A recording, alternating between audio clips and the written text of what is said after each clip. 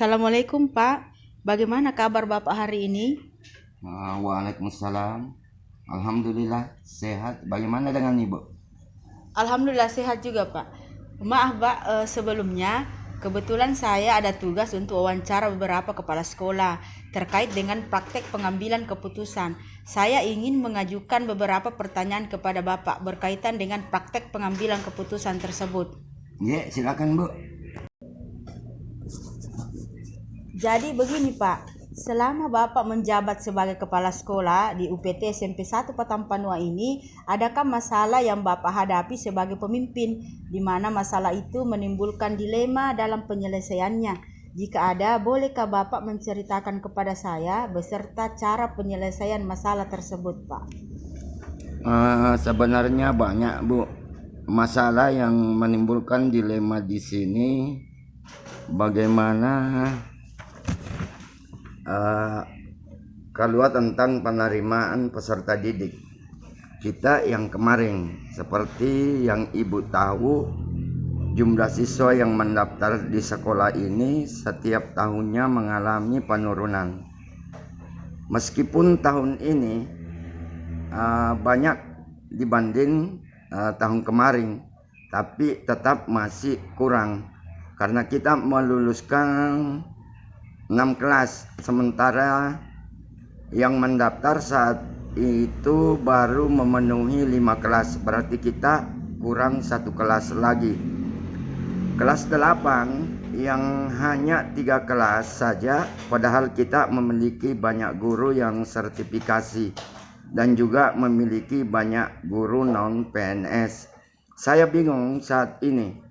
Saya dihadapkan pada dua pilihan antara memberhentikan guru yang belum sertifikasi, dalam hal ini guru non PNS, ataukah mempertahankan mereka mengingat kondisi keuangan sekolah yang sedang tidak stabil karena murid yang diperoleh jumlahnya sedikit. Maaf Pak, kalau boleh saya tahu apa yang Bapak lakukan pada saat itu? Yang saya lakukan pada saat itu, saya bersama wakil kepala sekolah, rekan guru, memutuskan untuk mempertahankan guru non PNS yang ada dan belum sertifikasi, tapi dengan memberikan pemahaman kepada mereka bahwa mereka memperoleh jam yang jumlahnya berkurang dari sebelumnya, yang hanya sekitaran 4-6 jam per minggunya. Tapi kami tetap juga memperbolehkan guru non PNS yang ingin mencoba mencari tambahan jam di sekolah lain dengan tetap memperhatikan tanggung jawab di sekolah induknya. Baik Pak, luar biasa sekali.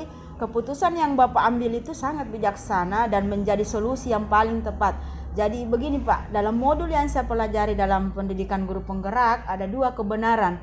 Ada dua ya jenis dilema, yaitu dilema etika yang merupakan dilema kebenaran lawan kebenaran, dan ada juga bujukan moral yang merupakan kebenaran lawan kesalahan.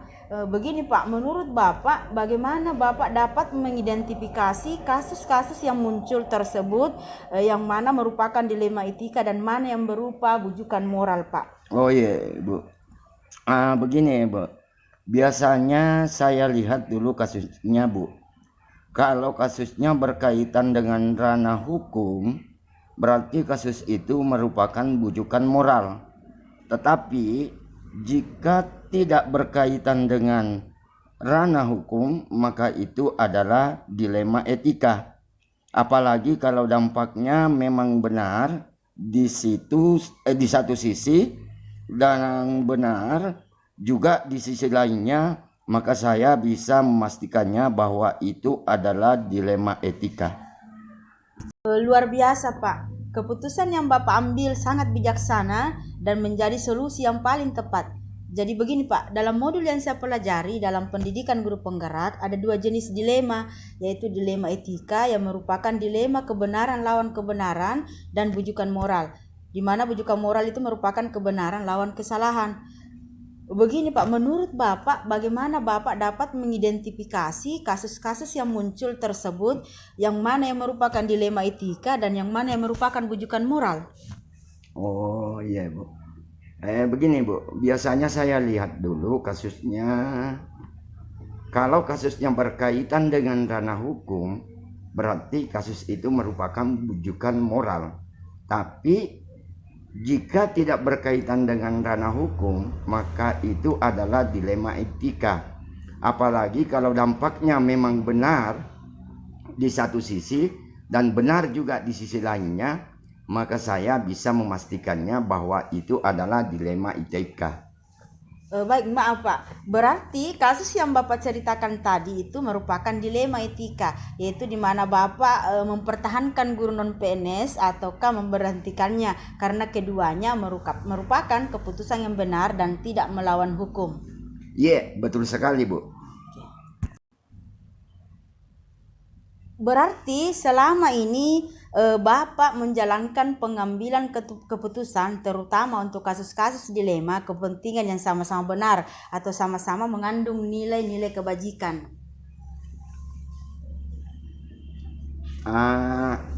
Kalau saya Bu, lebih memilih nilai-nilai kebijakan yang harus dijunjung tinggi.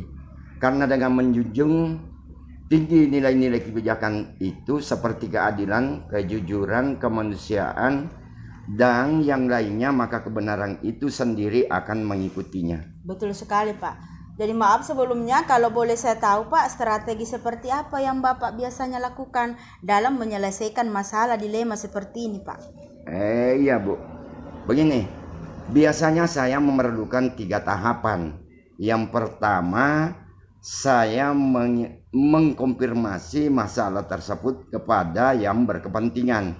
Kedua, saya berdiskusi dengan para wakil kepala sekolah dan komite. Kemudian ketiga, biasanya saya merefleksikannya kira-kira bagaimana kalau saya berada pada posisi mereka. Hal seperti apa yang saya inginkan atau harus saya perhatikan. Baik Pak. Kira-kira hal-hal yang Bapak anggap efektif dalam pengambilan keputusan pada kasus-kasus dilema etika itu seperti apa? Begini Bu, saya rasa semuanya akan efektif jika kita mampu mengkomunikasikannya dengan baik kepada semua pihak yang berkepentingan. Adakah yang menurut Bapak yang merupakan tantangan dalam pengambilan keputusan pada kasus-kasus dilema Bapak?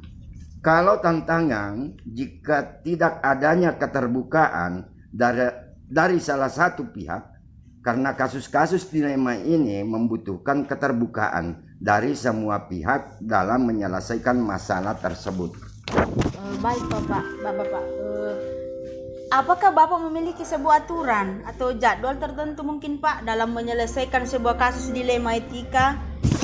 Kalau jadwal tertentu tidak ada Bu, tapi kalau prosedur tentunya ada. Seperti kasus yang saya sampaikan tadi, saya perlu berdiskusi dengan para wakil kepala sekolah, komite sekolah, para dewan guru, supaya saya bisa mengambil dan menemukan solusi yang terbaik bagi semua pihak.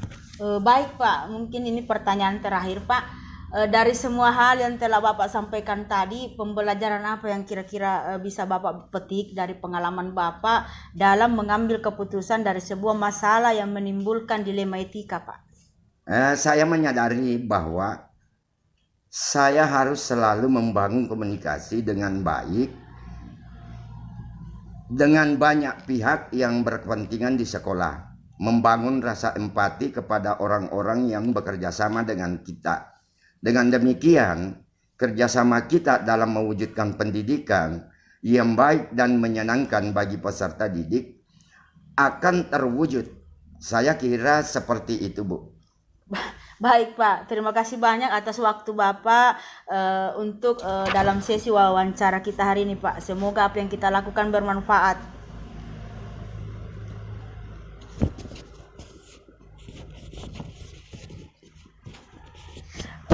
Saya izin pamit Pak. Assalamualaikum. Waalaikumsalam warahmatullahi wabarakatuh.